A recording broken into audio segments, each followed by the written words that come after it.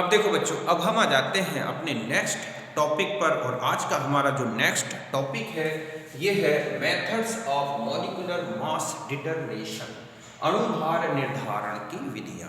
Okay, तो देखो बच्चों, जो ऑर्गेनिक कंपाउंड्स हैं उनके मॉलिक्यूलर मास डिटरमिनेशन के लिए डिफरेंट टाइप्स की मेथड्स यूज होती हैं। और इन मेथड्स का जो सिलेक्शन है वो ऑर्गेनिक कंपाउंड के नेचर पर डिपेंड करता है कि ऑर्गेनिक कंपाउंड एसिडिक नेचर का है, बेसिक नेचर का है, वोलेटाइल है, नॉन वोलेटाइल है, एक्सेट्रा। ओके, मींस उसके नेचर जैसा भी है उसके नेचर के अनुसार ही हम इनकी मॉलिक्यूलर मास डिटरमिनेशन मेथड्स को डिस्कस करेंगे।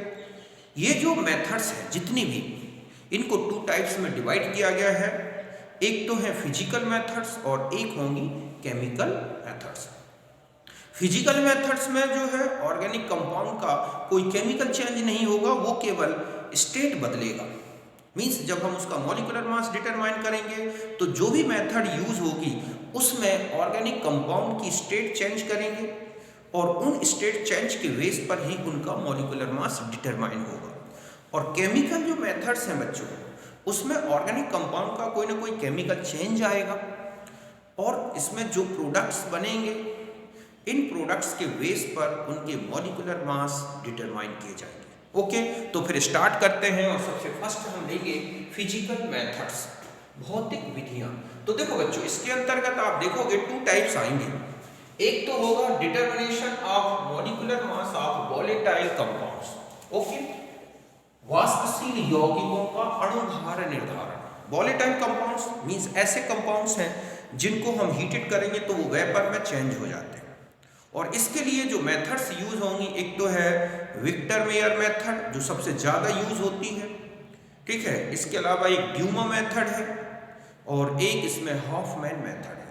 ओके, तो सबसे फर्स्ट हम ले रहे हैं यहाँ पर है Victor Meyer's method, Victor Meyer विधि। तो देखो बच्चों, इस मेथड में क्या किया जाता है कि जो ऑर्गेनिक कंपाउंड है उसको एक विक्टर मेयर ट्यूब होती है उसमें लेकर और हीटेड करते हैं जिससे वो वेपर में चेंज हो जाता है। उस वेपर का प्रेशर क्या है उसको नोट किया जाता है, उसका वॉल्यूम क्या है उसको नोट किया जाए, और वो किस टेम्परेचर पर एक्सपेरिमेंट हो रहा है वो टेम्परेचर नोट किया जाता है। फिर इस प्रेशर, टेम्परेचर और जो वॉल्यूम है इसे एक normal condition means experimental conditions से एनटीपी कंडीशंस में चेंज किया जाता है। और फिर इसके बाद ये फॉर्मूला यूज होता है। तो मैंने यहीं पे यहाँ लिखा है कि known mass of organic compound, okay, organic compound converted into vapour and volume of vapour converted into NTP condition. अब जो भी वॉल्यूम हमें मिलेगा गैस का, ओके, उसको किस में चेंज कर लेते हैं बच्चों, एनटीपी कंडीशन में, एंड यूज्ड फॉलोइंग रिलेशन। फिर इसके लिए ये रिलेशन यूज होगा। समझ गए बच्चों कि कार्बनिक यौगिक को वाष्पित करके उसके वाष्प के आयतन को एनटीपी परिस्थिति में बदलकर निम्न संबंध का प्रयोग करते हैं।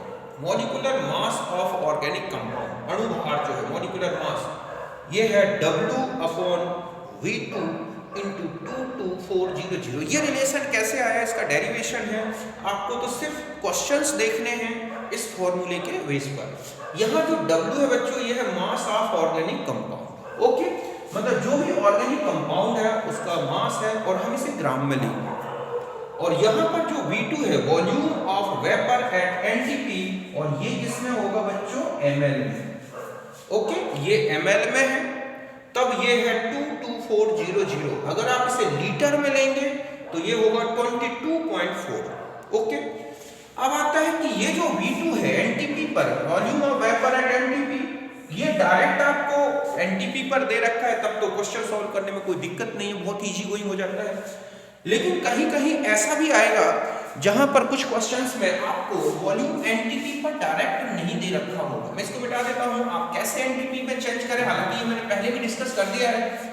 ओके, फिर भी यहाँ पर दोबारा डिस्कस कर देता हूं मैं कि जब कोई भी वॉल्यूम एक्सपेरिमेंटल कंडीशन में दे रखा हो, प्रेशर दे रखा हो, तब हम उसे एनटीपी में कैसे चेंज करें। तो P1 V1/T1 = P2 V2/T2। ये तो हो गई एक्सपेरिमेंटल कंडीशंस, ओके। और ये जो बच्चों होंगी ये क्या है, एनटीपी कंडीशन। तो यहां पर जब आप P1 लेंगे तो P total minus P H2O, H2O का वेपर प्रेशर जो भी दे रखा है, वेपर का टोटल प्रेशर ये है, ठीक है, total vapour pressure of vapour, आपको वेपर का प्रेशर दे रखा होगा। और जो PH2O है ये है वेपर प्रेशर ऑफ वाटर, ठीक है, water vapour eight T1 temperature, जो भी टेम्परेचर T1 हो, इसी को एक्वस टेंशन भी लिखा होता है बच्चों। तो यहां पर आप टोटल वेपर प्रेशर जो दे रखा है वेपर का, उसमें से वेपर का क्या माइनस कर दोगे, तब आपको एक ड्राई वेपर का प्रेशर निकलेगा, वो P1 की जगह यूज होगा, ओके। यहां पर V1 आप समझ रहे हैं, ठीक है, ये है वॉल्यूम ऑफ वेपर जो कि ml या जो भी कंडीशन में दे रखा है। T1 आप देख रहे हैं टेम्परेचर, ठीक है, ये जो एक्सपेरिमेंटल कंडीशन होंगी बच्चों वो टेम्परेचर। P2 जो है प्रेशर ऑफ वेपर, ओके, जो ऑर्गेनिक कंपाउंड की वेपर है एट एनटीपी, और ये 760 mm या 180 mm, ये डिपेंड करेगा ये किस यूनिट में। अगर ये mm में है तो ध्यान रखें ये 760 mm लोगे, ये ATM में है तो इसे 180 mm लेंगे, ओके।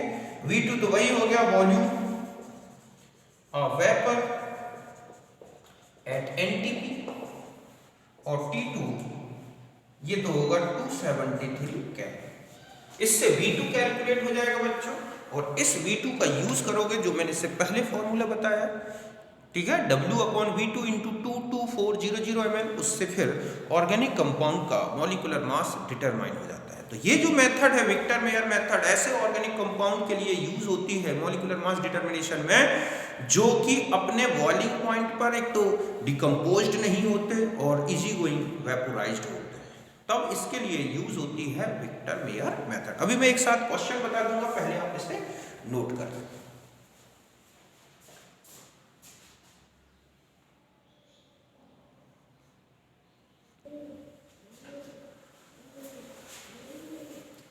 अब देखो बच्चों, नेक्स्ट जो मेथड है ये है हाफमान्स मेथड, ओके। ये जो हाफमान मेथड है बच्चों, ये तब यूज होती है जब ऑर्गेनिक कंपाउंड वॉलेटाइल तो हो लेकिन अपने बॉइलिंग पॉइंट पर डिकम्पोज्ड हो जाए, मींस हीट सेंसिटिव हो। तब ऐसे ऑर्गेनिक कंपाउंड को क्या किया जाता है कि एक रिड्यूस प्रेशर की प्रेजेंस में वेपोराइज्ड किया जाता है। रिड्यूस प्रेशर का मतलब है कि कंपाउंड के ऊपर जो एटमॉस्फेरिक प्रेशर है उसको कम कर दिया जाए, तो कंपाउंड अपने बॉइलिंग पॉइंट से कम टेम्परेचर पर ही क्या हो जाएगा, वेपोराइज्ड हो जाएगा, और किसी प्रकार का कोई डिकम्पोजिशन नहीं होता।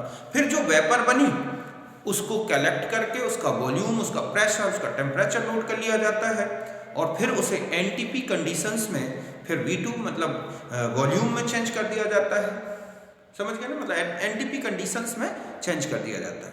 फिर वही फॉर्मूला लगता है जो विक्टर मेयर के लिए यूज होता है।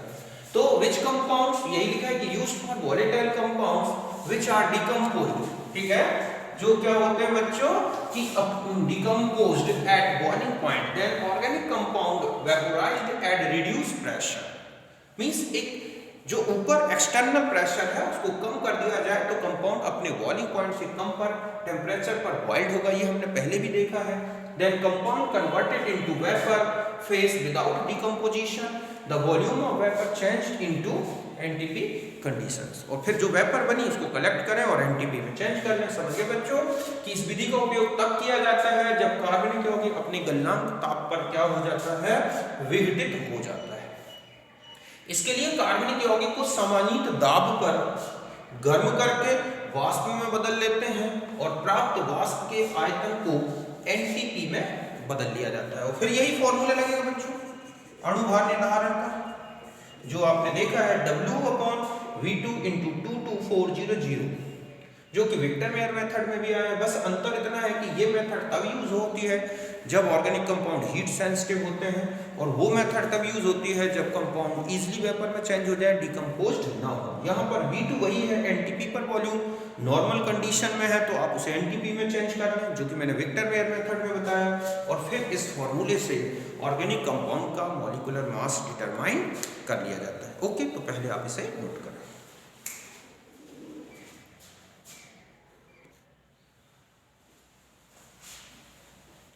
अब देखो बच्चों, अब हम जाते हैं नेक्स्ट है molecular mass determination of non volatile compounds. ऐसे ऑर्गेनिक कंपाउंड जो नॉन वॉलेटाइल नेचर के होते हैं, ऐसे ऑर्गेनिक कंपाउंड्स के जो मॉलिक्यूलर मास डिटरमाइन किए जाते हैं वो है colligative methods, colligative properties method. आपने देखा होगा कॉलिगेटिव प्रॉपर्टीज में, उसमें आप जो देखते हैं वहां पर नॉन वॉलेटाइल जो सॉल्यूट होता है, मींस ऑर्गेनिक कंपाउंड या अदर कंपाउंड्स, उनके मॉलिक्यूलर मास डिटरमिनेशन में 4 मेथड्स यूज होती हैं। एक होती है रिलेटिव लोगरिथम वेपर प्रेशर, वास्तव में अपेक्षिक अवनमन विधि। एक होती है elevation in boiling point method, जिसको बोलते हैं इबुलोस्कोपिक मेथड। एक होती है depression in freezing point, cryoscopic method. और एक होती है ऑस्मोटिक प्रेशर मेथड, ओसोमेट्री। इसमें से ओसोमेट्री सबसे ज्यादा यूज होने वाली मेथड है। ये मेनली यूज होती है पॉलीमर्स हैं, प्रोटीन्स हैं, या जो पॉलीमेरिक नेचर के ऑर्गेनिक कंपाउंड्स हैं, उनके मॉलिक्यूलर मास डिटरमिनेशन में ये सबसे बेस्ट मेथड है, क्योंकि ऐसे ऑर्गेनिक कंपाउंड एक हाई डिग्री का ऑस्मोटिक प्रेशर वो करते हैं, प्रोड्यूस करते हैं, और उसका डिटरमिनेशन बहुत ईजी होता है। तो ये जो मेथड्स हैं बच्चों, ये आप 12th में देखोगे और वहाँ पर इनका पूरा डिटेल है, इसलिए मैं यहाँ पर इसको डिस्कस नहीं करता। लेकिन ऑब्जेक्ट आते हैं कि नॉन वॉलेटाइल ऑर्गेनिक कंपाउंड के मॉलिक्यूलर मास डिटरमिनेशन की कौन कौन सी मेथड्स है, या इनमें से कौन सी मेथड है, तो ये 4 याद रखनी है। Relative logarithm in vapour pressure, ebullioscopic, cryoscopic और ओसोमेट्री। इनके नेम ये अलग से भी हैं, तो ये आप इसको अच्छी तरह से याद रखेंगे। समझ गए बच्चों कि ये है क्वथनांक, उन्नयन, ओके, ये है हिमांक, अवनमन, और ये है बच्चों कौन सी, परासरण दाब मापन, ओसोमेट्री। ये 4 विधियां हैं, इनके बेस पर मॉलिक्यूलर मास डिटरमाइन किए जाते हैं। हम इन्हें 12th के चैप्टर में मैंने पूरा डिस्कस किया है। आप सॉल्यूशन वाली चैप्टर देखें, कॉलिगेटिव प्रॉपर्टीज, उसमें आपको विद एग्जांपल्स जो है ये मिलेंगे। ओके, तो आप इसे नोट करें।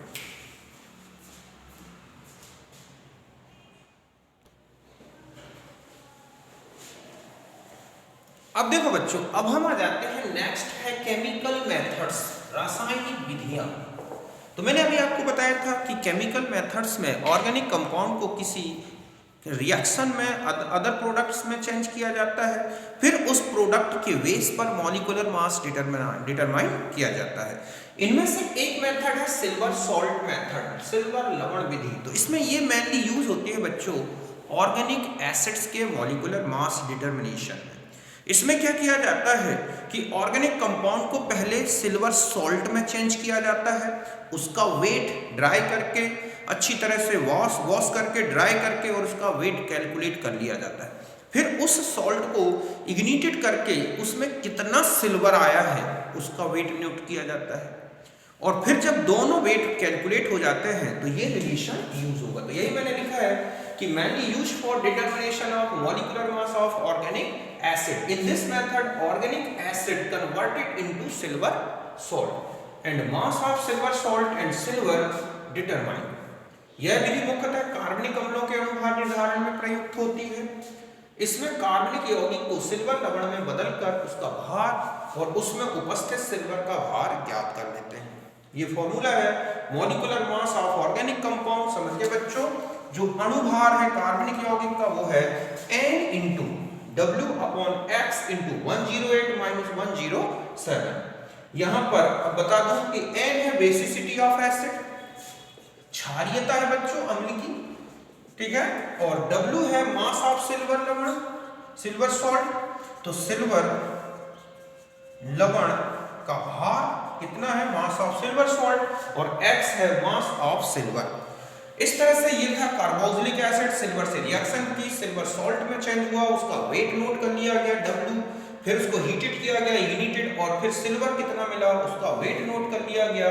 फिर ये फॉर्मूला यूज होगा जिससे हम ऑर्गेनिक एसिड का मॉलिक्यूलर मास डिटरमाइन कर सकते हैं। ओके, तो आप इसे नोट करें।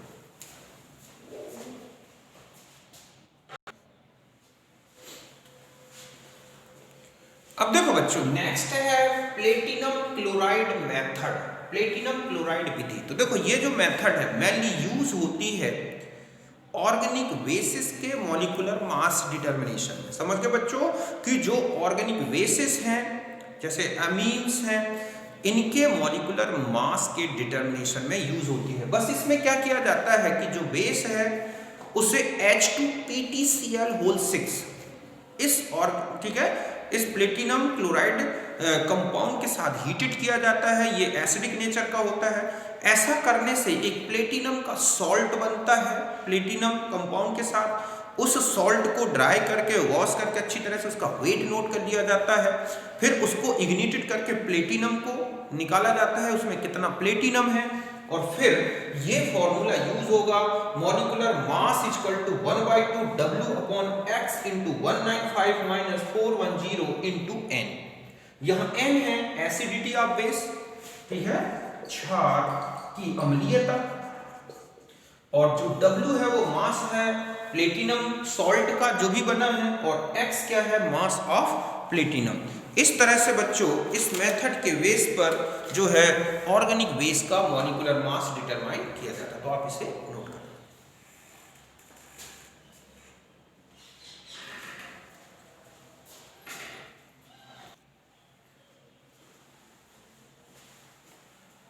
अब देखो बच्चों, मैं ये आपको 3 क्वेश्चंस दे रहा हूं। 0.38 gram silver salt gives 0.27 gram of silver, calculate molecular mass of dibasic acid. इसका आंसर आएगा बच्चों 90। तो आपको क्या करना है, देखो यहां पर आपको 0.38 ग्राम सिल्वर सॉल्ट मींस ये है W, ओके, और ये क्या हो गया बच्चों X, और N की वैल्यू कितनी यूज करोगे 2। बस अब आप फॉर्मूला लगा देना, ठीक है, कि जो मॉलिक्यूलर मास डिटरमिनेशन का N into W upon X into 108 minus 107। W की वैल्यू पता है, X पता है, N पता है, बस कैलकुलेट हो जाएगा।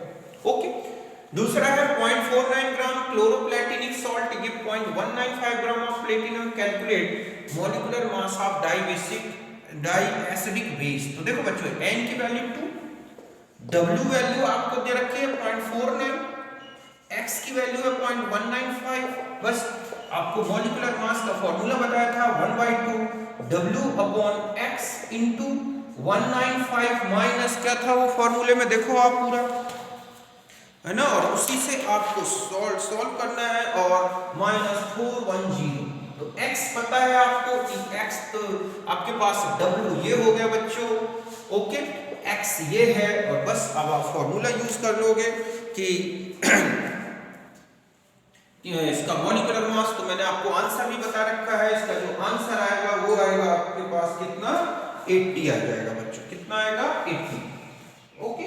तो इसको सॉल्व कर लोगे आप, इंटू N यहाँ और आ जाएगा, मतलब ये 2, ओके। तो इस तरह से इसको सॉल्व करोगे तो आपका आंसर मिल जाएगा 80।